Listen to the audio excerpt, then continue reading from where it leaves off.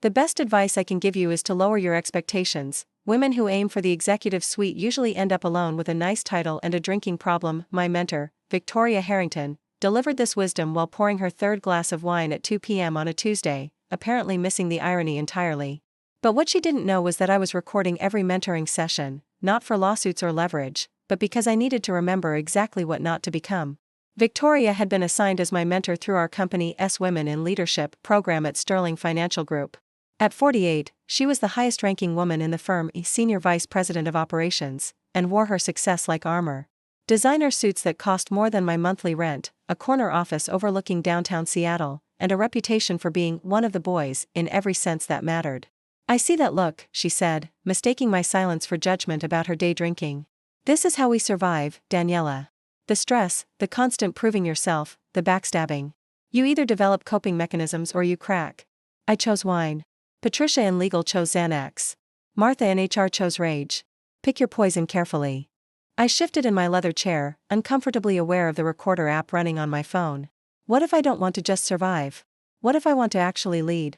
Victoria's laugh was sharp as broken crystal. Oh, sweetie. I said the same thing 15 years ago. You know what leadership got me? Divorced. Childless. Watching men I trained get promoted over me because they had executive presence, which is code for a penis, by the way. But you're successful. I'm tolerated. She cut me off, wine sloshing dangerously close to the rim. There's a difference. I make them money, so they keep me around. But lead? Really lead? That's not for us. We're too emotional, too collaborative, too soft. The word soft hit me like a slap. Just that morning, I'd been called soft by Marcus Webb, my direct supervisor, after suggesting we delay layoffs until after the holidays. Marcus called me the same thing today, I admitted. Of course he did. You probably showed empathy or some other fatal flaw. Victoria leaned forward, her expression suddenly serious. Listen to me, really listen. I'm going to save you years of heartache. You can be competent or likable, never both. You can be successful or happy, never both. You can be respected or authentic, never both. I finished. I get the pattern. Do you? Because you're sitting there with that idealistic look that says you think you're different. Special. That you'll be the one to break the mold. She poured another glass, this one fuller than the last. I had that look once. Before I learned that the mold breaks you first. I thought about my mother, who decleaned office buildings at night so I could be the first in our family to wear a suit instead of a uniform. I thought about my younger sister, looking up to me, believing I was changing the world one spreadsheet at a time. I thought about all the reasons I couldn't accept Victoria's version of success. What if the mold is wrong? I asked quietly. Victoria's face went through several expressions, surprise, pity, and finally, a kind of weary disappointment. Then you'll learn the hard way. Just like I did. The corporate world doesn't reward female leadership, Daniela. It punishes it. Every time you show strength, you're a bitch. Every time you show emotion, you're weak. Every time you succeed, you're a threat. So what do you suggest I do? Learn to play the game. Make the men feel smart. Laugh at their jokes. Take credit carefully and blame liberally. Never cry, never yell, never show them anything they can use against you. She paused, studying me. And for God's sake, stop trying to change things. The system is bigger than you. That night, I listened to the recording 3 times. Each time, Victoria's words felt heavier, like stones being placed on my chest. Was this really it? Was this the pinnacle of female leadership, day drinking and defeated wisdom? I made a decision that would have seemed insane to anyone else. I started documenting everything. Not for protection or litigation, but for education. Every meeting where I was talked over. Every idea attributed to a male colleague. Every time emotion was labeled weakness while male anger was called passion. 6 months into my mentorship with Victoria, I presented a proposal that would revolutionize our client service model. I'd spent hundreds of hours on it, analyzing data, projecting outcomes, building a bulletproof case. Marcus killed it in 10 minutes. Too ambitious. Too risky. Too much. That afternoon, Victoria found me in the bathroom, trying not to cry. This is what I meant, she said, handing me a tissue with practiced efficiency. You care too much. It shows, and they use it against you. The proposal was solid, I insisted. The numbers. The numbers don't matter when they've already decided you're not executive material.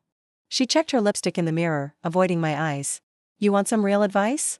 Find a good man, have some babies, and get out while you still can. This place will eat you alive. I stared at her reflection. Is that what you wish you'd done? Something cracked in her composure. For just a moment, I saw past the armor to something raw and wounded underneath. Then it was gone, replaced by her usual cynical smile. Every damn day, she admitted. But it's too late for me. Not for you. I quit Sterling Financial the next week. Not dramatically, I gave proper notice, transitioned my projects, even attended the awkward goodbye lunch where Marcus made jokes about me leaving to focus on life-work balance, with air quotes that made clear what he thought of the concept. Victoria cornered me as I packed my desk. This is a mistake. You're throwing away your career over what? Principles? Pride? Purpose, I corrected, wrapping my coffee mug in newspaper. I'm throwing it away over purpose. You can't eat purpose. You can't pay rent with purpose. Watch me. Her face hardened. Fine. Run away. Start over somewhere else where you'll hit the same walls. When you do, and you will, remember that I tried to prepare you for reality. I looked at her one last time, this brilliant woman who'd convinced herself that limitation was wisdom, that suffering was success. What if your reality isn't the only one possible? She didn't answer. She was already walking away, wine glass in hand, back to her corner office cage. I started my consulting firm with a radical premise. What if emotional intelligence was a superpower, not a weakness? What if collaboration wasn't soft but strategic? What if women didn't need to lead like men? What if we needed to lead like ourselves, only more so? Nova North Consulting launched from my apartment in Bellevue with 3 clients I cultivated on my own time and a business model that would have made Victoria laugh. We specialized in organizational transformation through what I called integrated leadership, using emotional intelligence, authentic communication, and collaborative strategies to solve problems traditional consulting missed. My first major client was a tech startup hemorrhaging talent.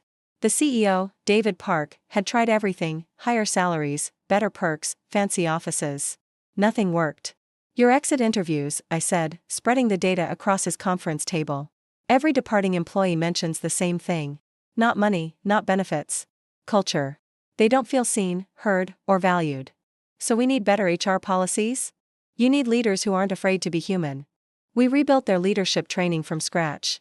Instead of teaching managers to be strong and decisive, we taught them to listen, empathize, and admit when they didn't have answers. We created space for failure, growth, and authentic connection. The transformation was remarkable. Retention improved 80%. Productivity soared. Innovation exploded when people felt safe to take risks. Word spread. Companies tired of the same old consulting approaches started calling. My apartment office became a real office. My 3 clients became 30. But the real shift came when I hired my first employee, Keiko Tanaka, a brilliant strategist who'd been told she was too consensus-focused, 4-partner track at McKinsey. I was mentored by someone like your Victoria, she told me over coffee. Spent 5 years trying to be someone I wasn't. Nearly destroyed me. Together, we built Nova North into something unprecedented, a consulting firm that treated emotional intelligence as essential intelligence. We hired women who'd been labeled too soft, men secure enough to value collaboration over competition, and built a culture that proved everything Victoria had taught me was wrong. We cried in meetings sometimes, when we lost a bid, when a client's employee shared a breakthrough, when someone's parent died. We also laughed, celebrated, and supported each other in ways that would have horrified traditional firms. And we delivered results that made those traditional firms nervous. 3 years after leaving Sterling Financial, Nova North was thriving. 50 employees across 3 offices. Blue-chip clients. Revenue that made my old salary look like a rounding error. That's when the opportunity arose. A mid-sized consulting firm was quietly for sale. The owners wanted a quick exit, and my CFO thought it could triple our market share overnight. Which firm? I asked, reviewing the anonymized financials. Harrington Associates. Founded 5 years ago by former Sterling Financial executives. My heart stopped. Victoria had left Sterling shortly after I did, taking several senior people with her to start her own firm. I followed their journey peripherally. They positioned themselves as realistic consultants who told hard truths to clients. Their motto, success through strength. They're struggling, my CFO continued. Old school approach, declining revenues. Clients are moving toward firms like ours. The partners want out. I stared at the numbers, seeing Victoria's philosophy written in every declining metric. Her firm was built on the same limiting beliefs she tried to instill in me, that leadership meant invulnerability, that success required sacrifice, that women had to become caricatures of men to compete. The market had evolved. Her worldview hadn't. Set up the acquisition, I decided. But keep our identity hidden until closing. I want this to be instructive. The negotiations took months. Victoria and her partners never knew who was buying them, everything went through intermediaries. They were told only that the acquiring firm wanted to maintain operations and employees, a relief for partners facing potential bankruptcy. The day of the final signing, I arrived early to the law office conference room. When Victoria walked in and saw me, her face went through a kaleidoscope of emotions: confusion, recognition, shock, and finally, a pallor that made her wine-flushed complexion look ghostly. "You organized this?" Her voice was barely audible. "Hello, Victoria." I stood, extending my hand across the table that now separated our reversed positions. "It's been a while." She sank into a chair, her usual armor nowhere in evidence. How is this possible? You left. You quit. You threw it all away." "I threw away your version of success," I corrected gently. "Turns out there were other versions available." "Don't." Her voice cracked. "Don't gloat.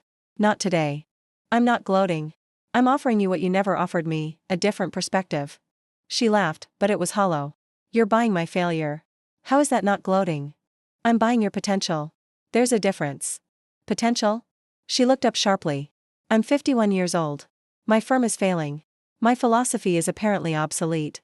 What potential could I possibly have?" I pushed a folder across the table. "Head of our new leadership transformation division. Full partner status. Your job would be to help other leaders unlearn what you taught them." Victoria stared at the offer like it might bite her. "You want me to work for you?" "I want you to work with us. To help show other women that the limitations you believed in aren't laws of nature. They're just habits we can break." "Why?" The question came out raw, unguarded. "Why would you do this?" "Because you were right about one thing: the corporate world wasn't built for women to lead authentically. You just drew the wrong conclusion. Instead of accepting it, we should rebuild it." She was quiet for a long moment, fingers tracing the edge of the contract. When she spoke, her voice was smaller than I'd ever heard it. "I spent 30 years believing success meant suffering. That leadership meant loneliness. That strength meant never showing weakness. And I'm tired." The admission seemed to surprise her. "I'm so damn tired of pretending to be someone I'm not." "Then stop. Join us. Learn what you could have been if you'd believed it was possible." Victoria signed the papers with shaking hands. As our lawyers handled the details, she asked quietly, "That day I told you to lower your expectations, did you know even then that I was wrong?" I thought about it. Part of me knew. But part of me was terrified you were right. That's why I had to leave, to find out for myself. And what did you find? That emotional intelligence isn't weakness, it's evolution. That collaboration isn't softness, it's strategy. That authentic leadership isn't impossible, it's just been waiting for us to stop apologizing for it. Victoria worked with Nova North for 3 years before retiring, really retiring, not just moving to another firm. She became one of our most effective transformation leaders, using her own journey from limitation to liberation as a teaching tool. On her last day, she stopped by my office, now a corner suite with a view that rivaled her old one at Sterling. "I owe you an apology," she said. "No, you don't. Please, let me say this." She sat down, no wine glass in hand, clear-eyed and present. "I taught you that female leadership was impossible because I deconvinced myself that being female and being a leader were incompatible. Every young woman I mentored, I infected with my own limitations. You taught me what you believed to be true. But it wasn't true. That's the tragedy.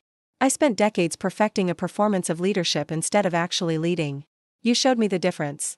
After she left, I pulled out my phone and played that first recording from years ago. Victoria's wine-weary voice filled the office. "Women who aim for the executive suite usually end up alone with a nice title and a drinking problem." I looked around my office, at the photos of my team, the awards for innovative leadership, the thank you notes from clients whose cultures we'd transformed. I wasn't alone. I had a great title. And I preferred green tea. The system Victoria had warned me about, the one that was bigger than any individual, turned out to be made of individuals. Change enough individuals, and the system changes too. We proved it every day at Nova North, where crying in meetings was just another data point, where admitting uncertainty was a leadership skill, where success meant bringing others up with you, not climbing alone. Sometimes young women ask me for mentoring, sitting across from my desk with the same hunger I once brought to Victoria's office. I don't tell them to lower their expectations or pick their poison. Instead, I tell them this: the world will try to convince you that leadership means becoming someone else. Don't believe it. The future doesn't need another mediocre imitation of outdated leadership.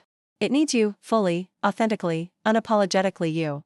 And when they ask if it's really possible to lead as themselves, I smile and hand them Victoria's business card, not from Harrington Associates, but from Nova North, where she learned to be the mentor she wished she'd had.